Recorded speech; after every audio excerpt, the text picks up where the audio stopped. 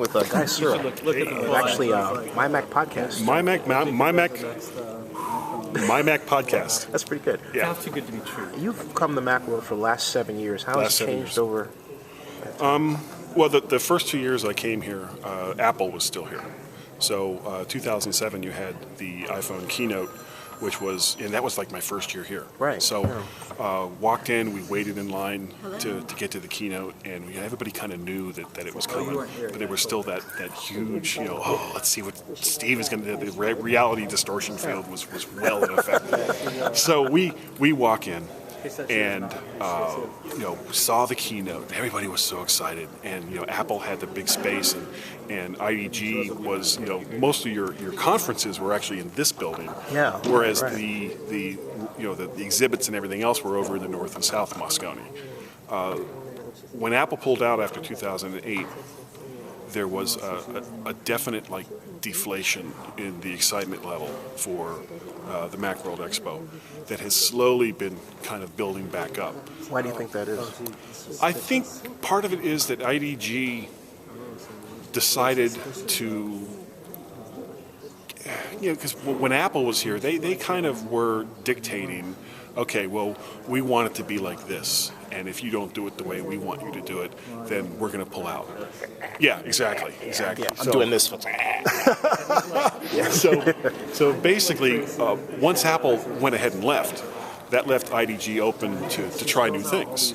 And Paul Kent, who is kind of the GM for the MacWorld Expo, works on it all year. He's come on our show before every MacWorld Expo for the last couple of years. Lets us see different aspects of using Apple products away from the reality distortion field that you sometimes get at an Apple event. Even they do their own thing now at various venues that they announce new products. But to not have them here lets you focus on, well, it's not so much, there's a new phone or there's a new Mac or there's a new iPad. It's like the devices themselves aren't nearly as important as what you can do with those devices. Right. So when something comes out that's as revolutionary as the iPad, it's not that it was the first tablet. There's been tablets for 10 years, but honestly, they all sucked. They were crap because they were all built around either Windows or Linux, and all the applications that you could use for them were meant to be used with a keyboard and mouse. Right. Whereas Apple came in and said, you know what, let's throw out that whole idea where we have to use a keyboard and mouse. Let's make it so that it's easy to use and everything is done with your finger. And once the basic concept was kind of finalized and iOS has matured into a better kind of platform, and they actually opened it up for apps. Thank you, Apple, finally. That's pretty good. There's just been this explosion of things you could do for it. Now, honestly, up until last year, when I would come here, I would have my laptop, I would have external drives, and I would have batteries, and I would have HD cameras, and I would have tripods, and I would have all this stuff I used to bring. And I had this big Pelican case that I would pack it all in, and I'm dragging it around on the show floor all day long, 50 pounds of stuff. And before the expo last year, I said, you know what? I'm just so tired of dragging this stuff from the East Coast every year. So I said, let me see if I can do the MacWorld Expo iOS only. So that's what I did. I do my audio interviews from the iPhone with a Blue mic. I'll give them a little shout out here. Blue Microphone was kind enough to lend me their Blue Mikey when the microphone that I brought with me doesn't work with the iPhone. And I didn't check that before I actually left, which was stupid. But they gave me something so I can do all of my video from the iPhone.